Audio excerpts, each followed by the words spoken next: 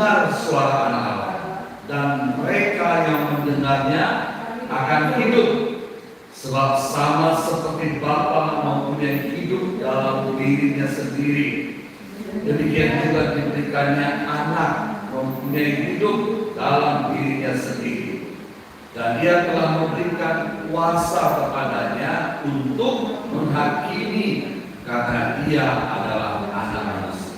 Amin. Nah, bagian yang kita baca dalam kitab Yohanes ini adalah bagian yang menunjukkan bahwa Yesus itu bukan pribadi yang kita kenal sebagai anak Allah yang memiliki hubungan sekedar sebagai anak Allah, tapi yang berhubungan yang khusus dengan Tuhan. Jadi Yesus itu adalah Allah Bapa, tetapi Yesus juga dikenalkan dalam ayat ini bagian dari sebagai anak manusia. Dia tidak dinyatakan sebagai Allah, tapi dalam ayat ini, amin ya. Di Alkitab itu kan ada Injil, namanya Injil Sinoptik. Apa itu? Matius, Markus, Lukas, dan Matius, Markus, Lukas. Nah, kalau Yohanes tidak disebut Injil Sinoptik, ada alasannya, ada nanti kapan-kapan bisa belajar lebih lanjut. Nah, Injil Yohanes ini adalah Yohanes sendiri menyuratinya. Dia berkata, dia sedang menjelaskan hubungan Bapa dengan anak. Apa itu? Jadi Yesus ini lebih banyak digambarkan sebagai Bapa. Hubungan kita, nah, sebagai anak manusia dikatakan bahwa Kristus itu dicatat dalam kitab Yohanes pasal 5 ayat 25 sampai 27 tadi, dikatakan bahwa Yesus sebagai anak Allah memiliki otoritas dengan berbagai macam hal. Saudara bisa temukan di ayat-ayat dia bangkitkan orang mati, atau menghidupkan orang, bahkan dia punya otoritas membawa kita ke surga. Amin. Itu yang paling penting. Setidaknya ada dua hal yang kita akan bahas perihal otoritas Tuhan Yesus sebagai anak manusia. Yang pertama, Dia adalah pribadi. Amin. Mari kita katakan Dia pribadi.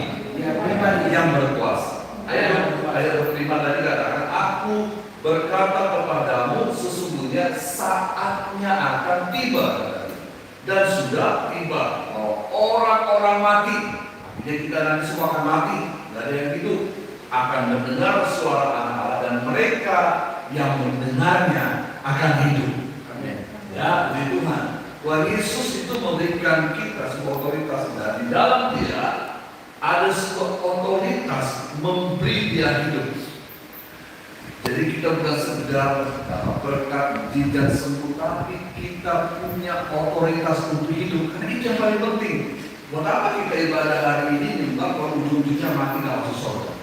Yang paling penting pelayanan kita seperti ini, kita jauh-jauh datang kemari, kita pergi kemana-mana, karena kita tahu bahwa kita sudah punya hidup yang kekal. Amin. Ya, hidup seperti apakah yang dimaksud di dalam bagian ini?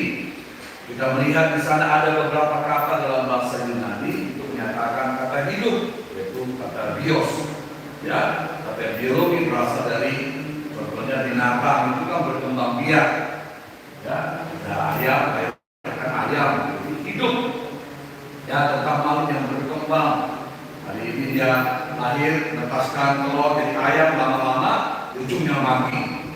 Tetapi ada kata hidup dalam bahasa Latin yang mengarah kepada kehidupan kekal, zoe. Jadi kalau saya datang, saya bilang sama kakak ini, saya mau kasih hidup saya buat kamu. Kalau itu yang saya kasih, berarti kan harta saya, rumah saya, ATM saya, warisan saya akan berikan kepada dia. Ilmu saya, kalau saya mampu punya bisnis secara ilmu ekonomi, maka saya akan tumpahkan semuanya hidup saya kepada si kakak. Saya akan ajar dia bagaimana apa yang saya hidupi itu menjadi milik dia.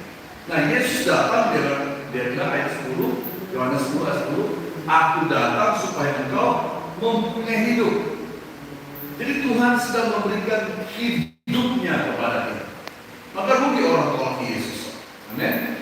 Rugi orang. Perhatikan orang yang terima Yesus. Tidak ada hidupnya makin turun, yang ada sedikit makin luar biasa.